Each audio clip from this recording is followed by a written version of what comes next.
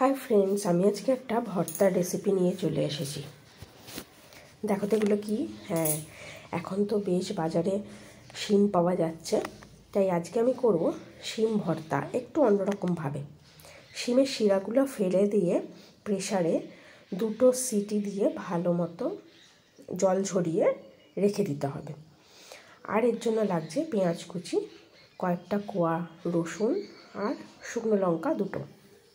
এবার শিমটাকে ভালো মতো হাত দিয়ে মেখে নিতে হবে।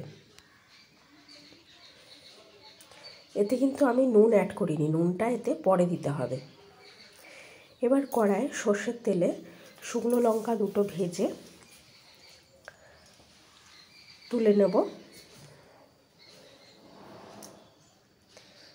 সেই তেলের মধ্যেই রসুনের কোয়াগুলো দিয়ে হালকা নাড়াচাড়া করে নিয়ে তার মধ্যে পেঁয়াজ কুচিগুলো দিয়ে বেশ লালচে করে ভেজে নিতে হবে।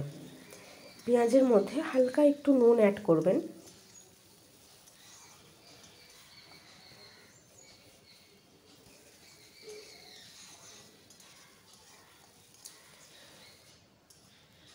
দেখো পেঁয়াজ রসুন সমস্তটাই বেশ ভালো মতো লালচে করে ভেজে নিয়েছি। এবারে এটাকে তুলে নেব।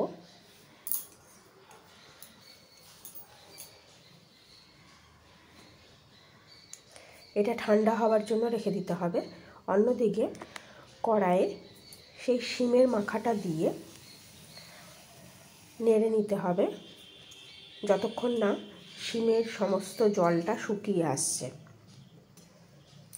এটা কিন্তু শিম মাখার পরে জলটা বেরিয়েছিল, সেদ্ধ শিম তো, তাই জন্য এই জলটা টানানো হয়ে গেলে এটাকেও নামিয়ে ঠান্ডা হওয়ার জন্য রেখে দেব।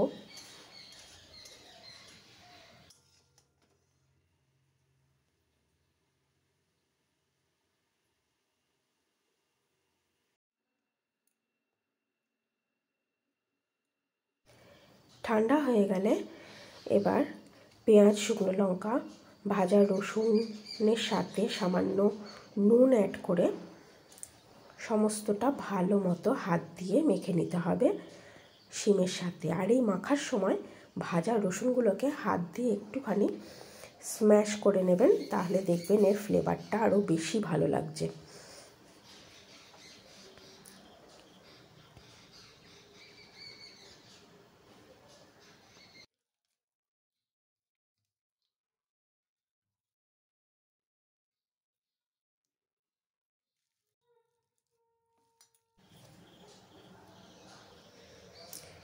দেখুন মাখা হয়ে গেছে আমার শিম ভর্তা।